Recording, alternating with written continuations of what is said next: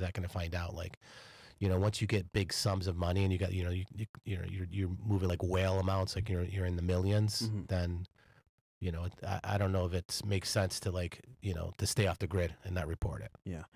I'm not worried, but let's say I was a Nigerian scammer. Let's just say I got the tip that I was looking towards my crypto now on the forums. If I move to Puerto Rico, if I move to maybe Bali, will they come out to me then? Because I'm gone out the country. So that's a good question. So Puerto Rico has Tax Act 60. That's like Condado in Puerto Rico, just outside of San Juan, is like a big crypto haven. So a lot of people have gone there. They have made vast amounts of money and taken advantage of the Tax Act 60. So basically, and then like they'll become a full-time resident there. And you only pay like 4% in capital gains rate.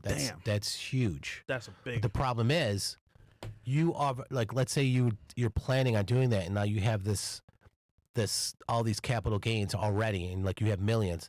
Now you want to move to Puerto Rico.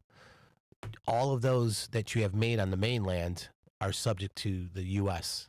Internal Revenue Service taxing. It's not until you get there and you get an attorney, and then you actually sign all the paperwork, and then you identify your public addresses for your wallets, and then you start there. So you all that stuff that came prior is subject to the United States mainland. Nice thing about if you do a full-time residency in Puerto Rico, you don't have to give up your U.S.